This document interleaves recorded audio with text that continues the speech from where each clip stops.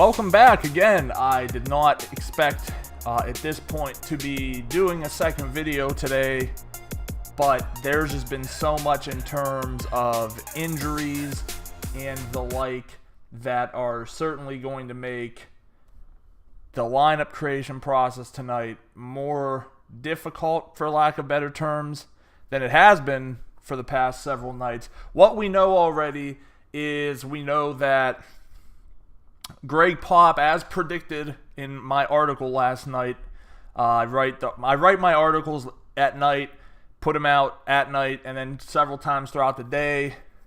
But this Sacramento game had the Greg Popovich handiwork all over it. You kind of saw that after how close the Houston game was, and the fact that they're coming back tomorrow to play against Oklahoma City, that being a much more difficult matchup, that it was a higher likelihood that players would be sat. We know for sure that Aldridge and Kawhi are going to be sitting tonight.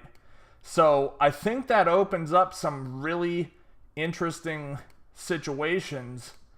I know the buzz so far, I actually really haven't heard too much, to be honest with you. There hasn't been a shocking amount of, oh, you got to get this player into your lineup. I'm of the opinion that I really like David Lee. He's got to be, I know on DraftKings, which is the only thing I have open right now, he is well under 4K. I think he's at 3,700. He's not going to see any more than probably like 28 minutes. But if you look at his game log, he only needs like 18 minutes to crack 22 fantasy points. He does have legitimate, 40-point upside. How many more times he's going to get to that before the end of the year is really, really, really tough to say. The usage for the Spurs has been dominated by Kawhi, and then secondarily by LaMarcus Aldridge. But just let's take a look to see what happens, because there's one person I have in mind here who could be kind of sneaky depending on how things go. Pau Gasol actually sees his usage jump to the 28.8 mark. That's only 142 minutes this year, though. Patty Mills goes at 24.2, David Lee at 23. The guy I was actually interested in, and you might think I'm crazy, because I do think the way that fantasy players will look at things tonight is they will say, let's get Patty Mills in our lineup. He's 3,500. Well, what about Tony Parker? I mean, it's never a great situation to sit there and say to yourself, hey, let's lock Tony Parker into our lineups tonight. But he's 4,100. He's probably going to get at least a decent run. I'm not thinking he's going to see any more than 25 to 28 minutes, but he should be able to rip Darren Collison apart. And we can make jokes all we want about, old man Parker and all that jazz. But at the end of the day, who would you rather have, Darren Collison or Tony Parker? I think that you're probably going to take the championship pedigree and look at Parker. So that's kind of where I'm looking at with those games. The Houston and Utah game is still interesting to me. Vegas has downgraded at 1 point, or half a point rather, so now the implied total is 215.5 from 216 earlier, and the spread has moved from 5.5 to 7.5 favoring Houston. I'm going to guess that Vegas thinks that it's more likely than not that George Hill isn't going to play.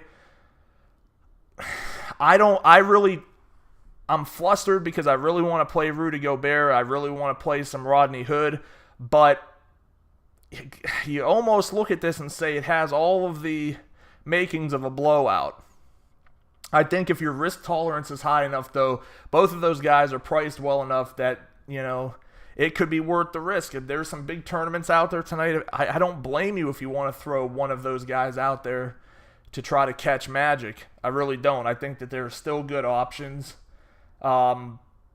Then we've got Jimmy Butler, who's sick, but he may play. This happened once before this year, and he scored 1 point. His fantasy output was just absolute garbage. You can read that however way you want. I think it is highly unlikely that that situation would repeat itself tonight. So I think he should still be somebody that I would only roster in tournaments and only at trying to differentiate, because I think it's going to really pull people off of him.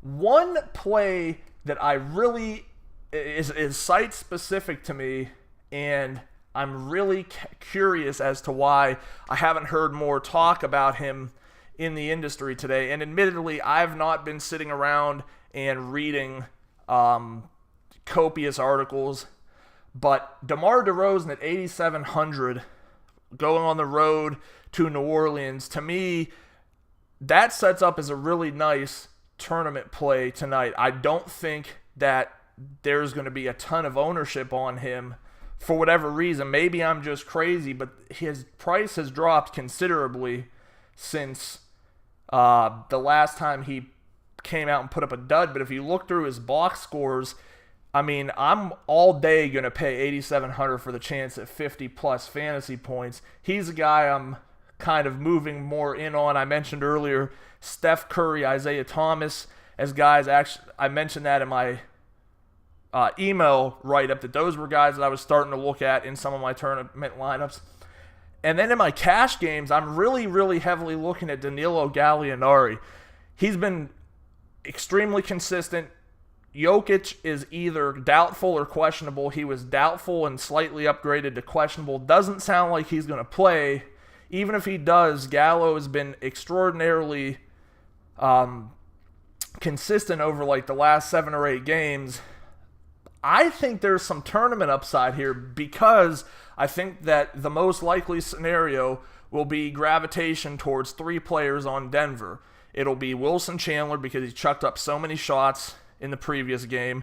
It'll be Mason Plumlee, rather, at the center position, because someone has to actually play center in lieu of Jokic.